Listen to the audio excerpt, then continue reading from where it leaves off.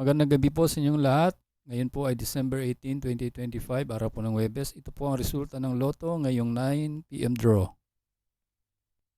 Kung bago ka pa lang sa aking channel, pwede kang mag-like, share, at subscribe para updated kayo sa mga PCSO lottery results araw-araw. At paki-comment na rin po kung saang lugar kayo nanonood para malaman po natin kung hanggang saang lugar nakakarating ang ating video. Para sa Lotto 642 ngayong 9 p.m. draw, ito po ang mga winning numbers. 3, 39, 17, 6, 10, and 26 in any order for the jackpot prize of 5,940,000 pesos.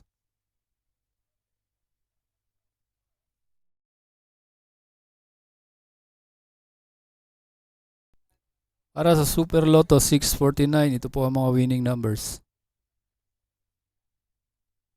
17, 32, 7, 25, 45, and 21 in any order for the jackpot prize of 60,281,173 pesos and 20 centavos.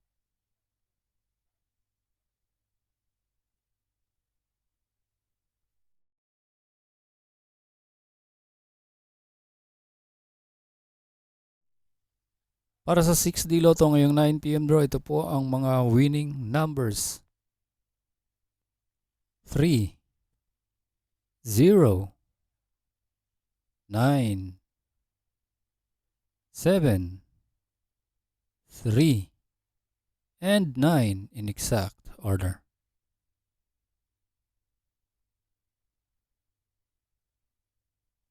Ito po ang mga numerong lumabas para sa 3D Lotto ngayong 9 p.m. draw.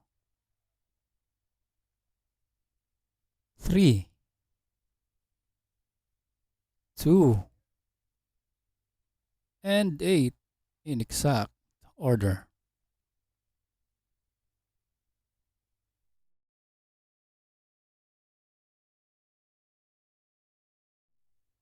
At para naman sa 2D Lotto, ito po ang mga winning numbers ngayong 9 p.m. draw.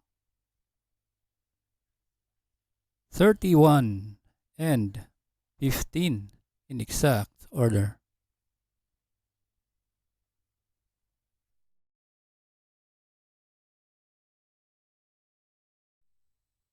Congratulations po sa lahat ng nanalo at kita-kits po tayo bukas para sa 2 p.m., 5 p.m. at 9 p.m.